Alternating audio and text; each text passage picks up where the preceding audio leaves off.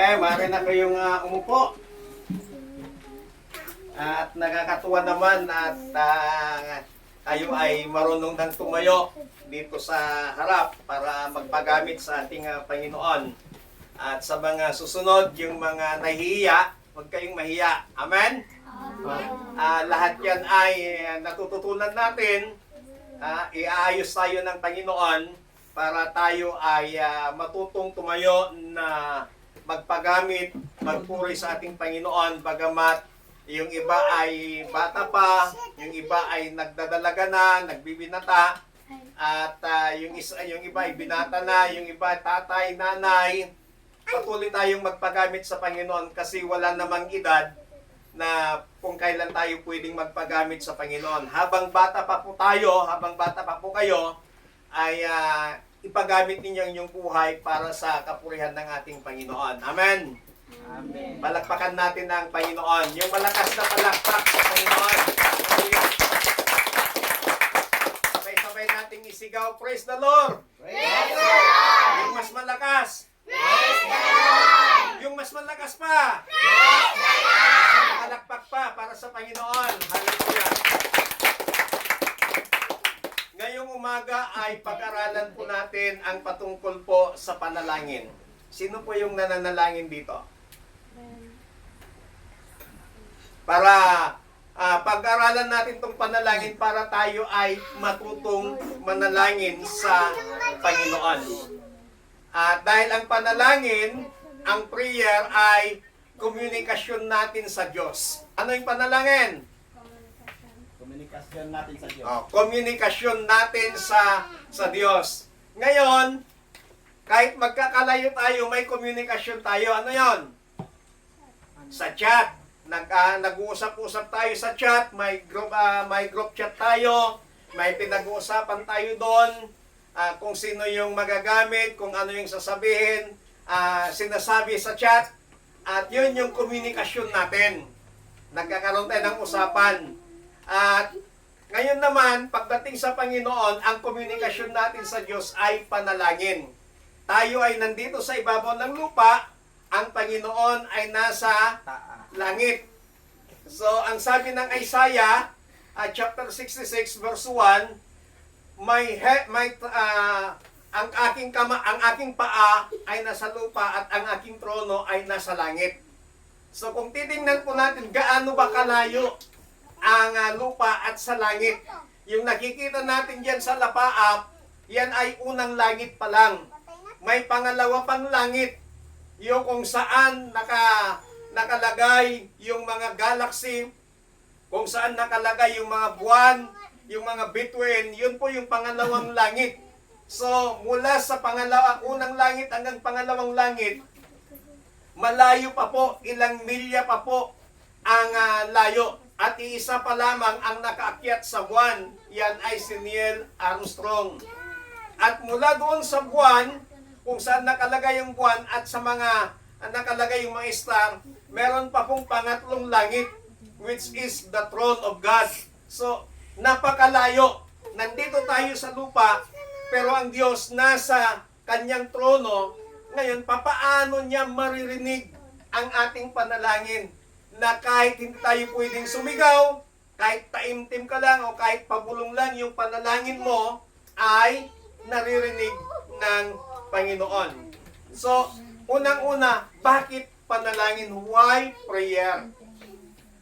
Prayer ay ito yung komunikasyon natin sa Diyos. Napakahalaga na meron tayong komunikasyon sa Panginoon.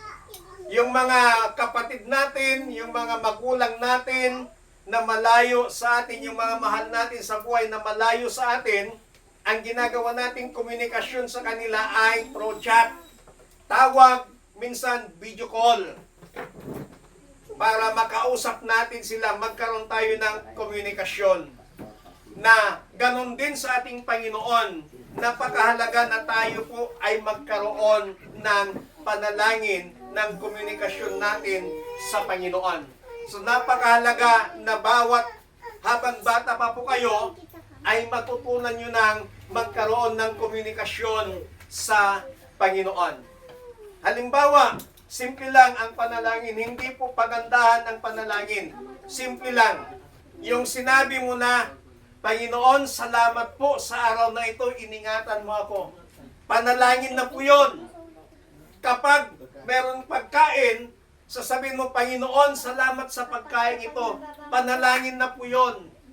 Kagabi, meron po akong kachat dito. Nag-uusap kami at sinabi niya na baka hindi siya makaka-attend dahil may problema sa bahay nila. Tinanong ko ano yon. So sinabi niya, manalangin kayo, pag-pray mo sila. Opo, pastor, nag-pray na po ako. So, mga ganong sitwasyon, kailangan manalangin tayo. Amen. Amen. Pag may problema ka, manalangin ka, sabihin mo, Panginoon, tulungan mo ako sa problemang ito. Pag may mga nag-aaway sa inyong bahay, pag nagkakagulo sila, manalangin ka lang, punta ka lang sa silid o punta ka lang sa malayo, na sabihin mo, Panginoon, payapain mo ang bawat isa. Amen. Panalangin na yon, mga simpleng panalangin. Mamayang gabi, pag matulog ka, salamat Panginoon sa pag-iingat mo sa akin sa araw na ito. Sa aking pagtulog, ingatan mo ako, ingatan mo kami, bigyan mo kami ng masarap na tulog at gisingin mo kami bukas. Panalangin na yon. Pag nagising ka naman ng umaga, kailangan manalangin ka pa rin, sabihin mo, Panginoon, salamat sa magandang tulog, salamat sa bagong umagang ito. Panalangin pa rin yun. So, hindi pahabaan yung panalangin. Kahit na napaka-eksi yung binigkas mong salita, basta galing sa puso mo, yun ay panalangin at dinig yun ng Panginoon. Amen? Amen. Kaya, kahit saan tayo magpunta, anumang gawin natin, lagi nating sabihin, Panginoon, tulungan mo ako. Prayer yun. Sinong nagsasabi ng ganon? Na, Panginoon, tulungan mo ako? Sino? Panalangin po yun. Nananalangin kayo sa Panginoon. Pag sinabi mong, Panginoon, ingatan mo kami. Panalangin yun. Nagsisimula ka sa maiksi, habang tumatagal ka sa paniniwala, tumatagal ka sa pananampalataya sa Panginoon, tumatagal ka sa kaalaman sa salita ng Panginoon, mas lalo mong naiintindihan na nananalangin ka na pala sa Panginoon. So, kailangan natin ng panalangin. Bakit napakahalaga ang panalangin? O bakit kailangan nating manalangin sa Panginoon? Kasi kailangan natin ang Diyos. Bakit tayo nananalangin sa Panginoon? Kasi kailangan natin ang Diyos. Bakit tayo nananalangin sa Panginoon? Ha? Kasi kailangan natin ng Diyos. Kasi kailangan natin ang Diyos. Nakikipag-usap tayo sa Diyos. Ang panalangin, kapag sinabi natin komunikasyon, pakikipag-usap yan sa Panginoon. Kaya nakikipag-usap ka sa Panginoon kasi may kailangan ka. Sinong nakikipag-usap sa nanay, sa tatay dito? Bakit kayo nakikipag-usap sa nanay nyo, sa tatay nyo? Kasi may kailangan kayo sa kanila. Hihingi ng baon, hihingi ng pera, hihingi ng pambili ng ganito. May kailangan kayo. Ngayon, kung hindi kayo nakikipag-usap sa inyong mga tatay, alam ba ng tatay nyo na may kailangan kayo? Pag hindi kayo humihingi, alam ba ng mga magulang nyo na kailangan nyo isang bagay? Hindi po.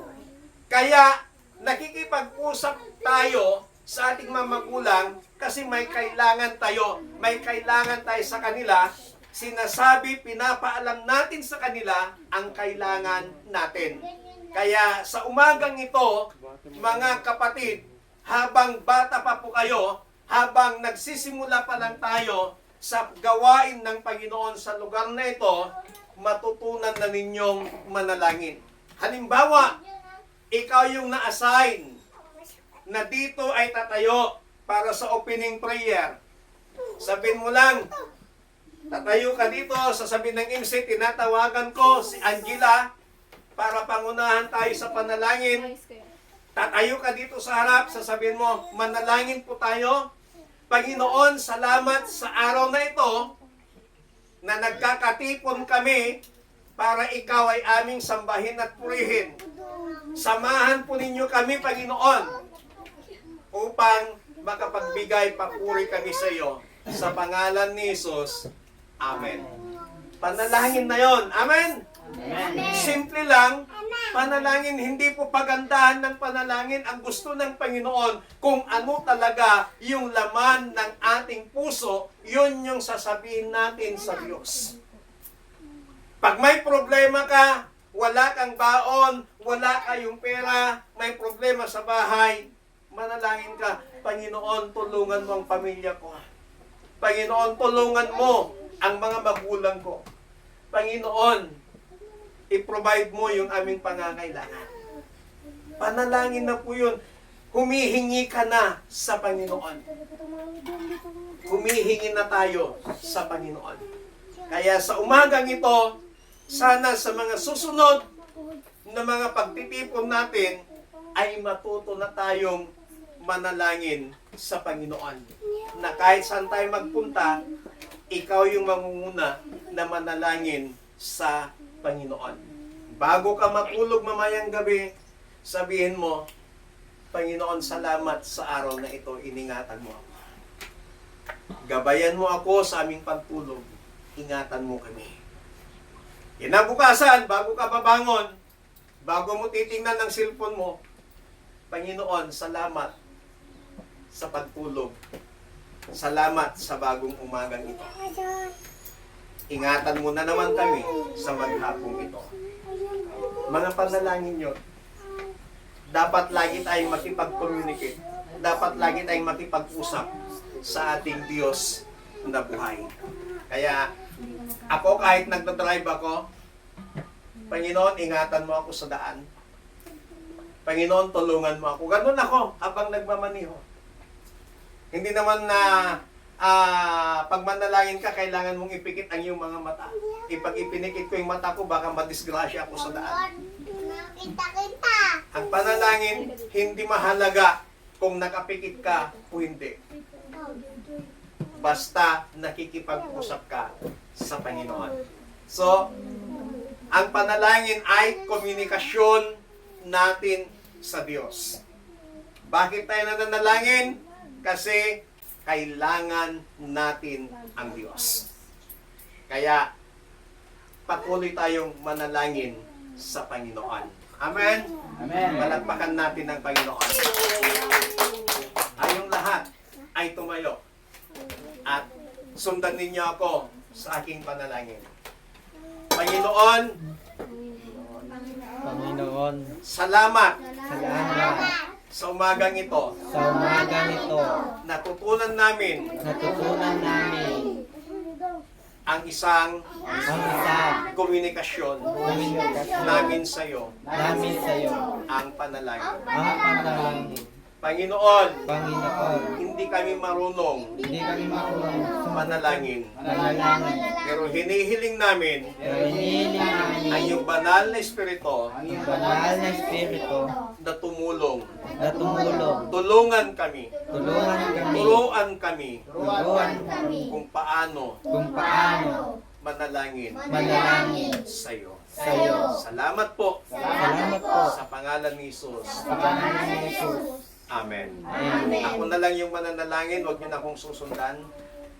Panginoon, sa umagang ito, maraming salamat sa iyong masalita. Tinuturuan mo ang bawat isa sa amin kung paano magkaroon ng komunikasyon sa inyo. Pagpalain mo ang bawat isa, Holy Spirit, turuan at gabayan mo ang mga anak mo sa lugar na ito kung paano manalangin sa inyo. Ilagay mo sa kanilang mga puso na bago matulog, bago gumising, bago kumain, ng mabiyayang ibinibigay mo, matutong magpasalamat at matutong manalangin sa inyo. Salamat po, Panginoon, sa pangalan ni Jesus. Amen. Palagpakan natin ang... Pare na kayo po.